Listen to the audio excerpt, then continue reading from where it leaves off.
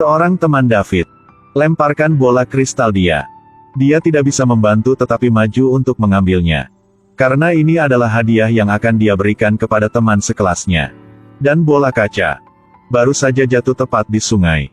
Pada saat David mendapatkan bola kristal, kemudian hal yang tidak terduga terjadi. Air sungai yang dingin dalam sekejap meresap ke dalam dirinya. Pikir dia akan mati. Kemudian, air sungai membawanya ke perpustakaan. David sejenak jatuh ke dalam keadaan tidak tahu apa yang terjadi. Pada malam hari, dia pergi ke rumah yang tidak ingin pulang. Karena ibu dia meninggalkan tempat ini saat dia berumur 5 tahun. Dan sang ayah biasanya jika tidak memukulin, juga omong keras kepadanya. Kali ini ketika ayah hendak memukulnya, kemudian kekuatan supernya muncul lagi. Dia berteleportasi ke perpustakaan lagi. Sangat jelas bahwa dia telah memperoleh kekuatan super. Jadi dia segera berlari pulang. Dapatkan uangnya dan tinggalkan rumah. Kemudian dia mulai berlatih. Lihat saja atau pikirkan tempat yang ingin dia tujuin. Apakah bisa pergi ke sana secara langsung? Tapi dia mempraktikkan kekuatan ini bukan untuk bersenang-senang. Itu karena ingin merampok bank. Suatu hari, ketika dia pergi ke kamar mandi dan lihat lokasi berangkasnya. Di malam hari dia membawa tas dan segera teleport ke brankas. Tetapi sepertinya tas terlalu kecil. Jadi dia balik ke rumah untuk ambil spray. Bolak-balik berapa kali. Akhirnya kamarnya penuh dengan uang. Sedangkan banknya, semua anggota staf terkejut. Bahkan pintu kamar tanpa brankas tidak bisa dibuka. Apakah uang benar-benar memiliki sayap untuk terbang? Dalam sekejap mata, 8 tahun telah berlalu. Dan David telah dewasa juga. Kekuatan supernya juga semakin kuat. Kamarnya penuh dengan foto-foto jalan-jalan keliling dunia. Baru bangun dan pergi ke Maldives untuk surfing. Tiba di Mesir pada siang hari. Makan hamburger. Di malam hari, pergi ke Menara Jam. Lihat kota di malam hari. Jika Anda tidak ada hubungannya, dengarkan gadis-gadis itu. Tapi dia tidak tahu itu. Seseorang yang juga memiliki kemampuan untuk berteleportasi seperti dia. Diburu oleh sebuah organisasi. Nama kaptennya adalah Roland. Dia berpikir bahwa orang dengan kemampuan teleportasi itu menghancurkan tatanan dunia. Jadi dia sangat keras terhadap orang-orang dengan kekuatan super. Jika bertemu satu orang, bunuh satu orang. Pada saat yang sama mereka juga menargetkan David. Suatu hari David baru saja pulang. Kemudian menemukan orang asing di rumahnya. Saya hanya melihat bahwa dia tidak mengatakan sepatah kata pun dan mengeluarkan senjatanya. Maju dan serang David. Dia menghadapi penyergapan hiruk-pikuk. David benar-benar tidak berdaya untuk melawan. Tongkat setrum listrik dengan damage tinggi membuat dia tidak bisa berkonsentrasi. Dan juga mempengaruhi kekuatan dia. Karena untuk mencegah dia kabur, Roland menggunakan tali untuk mengikat kakinya. Dia memindahkan tongkat setrum dan teleport ke tempat lain. Gunakan gunting untuk memotong tali. Kemudian ambil uangnya dan teleportasi pulang.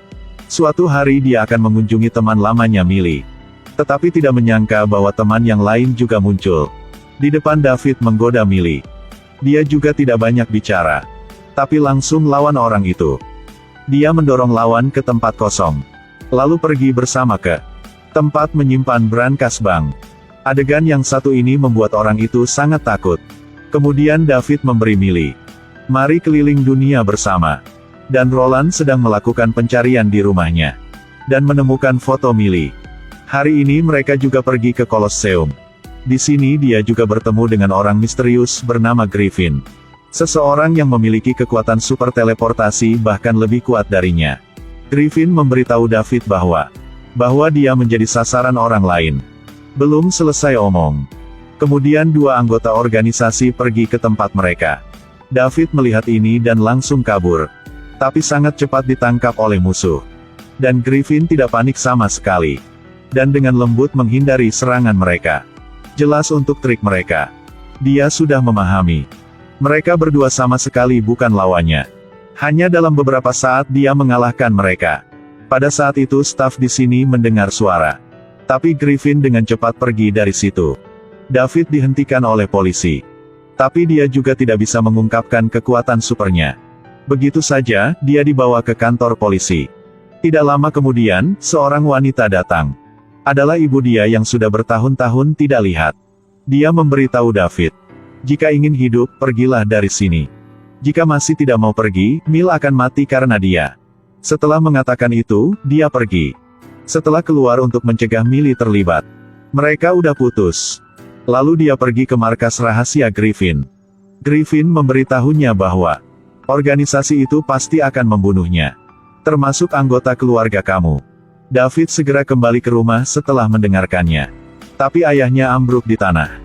Walaupun sampai di rumah sakit tepat waktu, itu tidak akan bisa menyelamatkan lagi. David sangat marah. Jadi dia menemukan orang yang dia kunci di bank. Seperti yang diharapkan, Roland sudah menemukannya. Selain itu, dia menceritakan semua tentang David. Untuk orang itu. Setelah mengetahui hal-hal ini, dia membawa alat bersamanya untuk membalas dendam pada Roland. Tapi Griffin menghentikannya. Karena dia sama sekali bukan lawan Roland. David memohon Griffin untuk bergabung dengannya. Tapi Griffin terbiasa jalan sendirian. Jadi tidak ingin kerja dengannya. Di hari-hari berikutnya, kemanapun Griffin pergi, David mengikuti celah ruang dan waktu untuk mengikuti Griffin. Melalui desakan David, Griffin akhirnya setuju untuk bekerja sama. Dan di depan David lakukan beberapa operasi. Baru saja melihat Griffin masuk ke dealer mobil. Kemudian bawa mobil untuk berteleportasi keluar. Dia menceritakan bahwa saat dia berusia 5 tahun, sudah punya kekuatan ini. Apapun juga, dia juga bisa berteleportasi. Mobil sekarang berteleportasi di jalan. Bahkan bisa muncul di udara. Keesokan harinya, David menghubungi Millie. Katakan padanya bahwa dia memiliki kekuatan. Karena dia khawatir Roland akan membunuhnya juga. Dalam sekejap mata dia membawa Millie ke markas Griffin. Pada saat yang sama Roland juga datang ke rumah Millie. Selain itu, bawalah detektor jejak. Pria ini setelah melakukan beberapa operasi. Detektor jejak membawanya ke tempat di mana jejak itu berada. Setelah itu, dia membawa bawahannya untuk mengejarnya. David tidak memiliki pengalaman tempur. Sangat cepat diikat di dinding. Tidak bisa bergerak. Roland juga tidak punya banyak kata. Dia mengeluarkan senjatanya dan bersiap untuk mengakhiri hidupnya. Untungnya, Griffin mengambil tindakan tepat waktu. Roland hampir dibakar. Tapi dia juga tidak takut.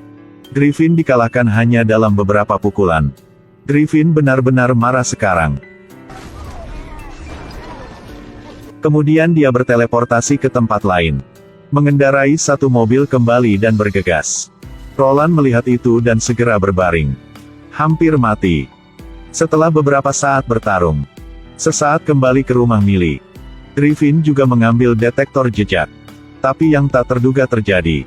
Di celah teleportasi, Roland telah menangkap Millie. Griffin dirasuki oleh kebencian. Dia akan mengambil bom dan pergi ke sana. Konvergen tanpa henti dengan Roland. Tapi Millie masih di tangannya. Bagaimana jika dia terluka?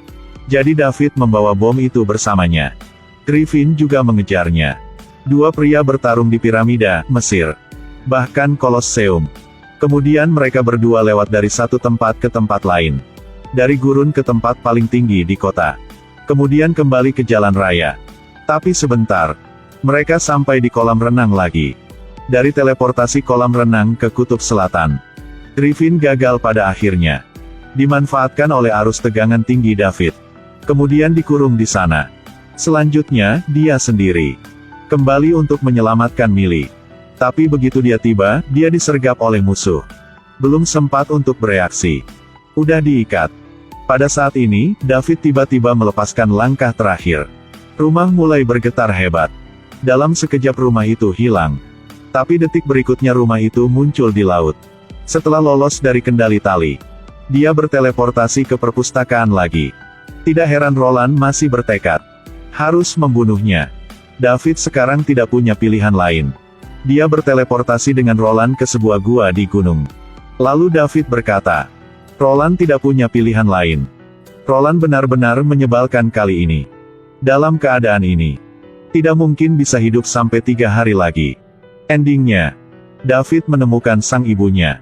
Dan ibu juga memberitahu bahwa kenapa dia harus pergi sejak David masih kecil. Ternyata ibunya juga anggota organisasi itu. Saat David baru 5 tahun, dia menemukan kekuatan dari David. Tidak ada pilihan lain, dia harus pergi. Kalau tidak, dia harus membunuhnya secara pribadi. Setelah mengetahui kebenarannya, David melepaskan segalanya. Dan dengan milih mulai berkeliling dunia. Jika Anda memiliki kekuatan super seperti itu, bagaimana Anda akan menggunakannya? Bagaimana dengan menjadi super kurir? Film berakhir di sini. Terima kasih semuanya telah menonton.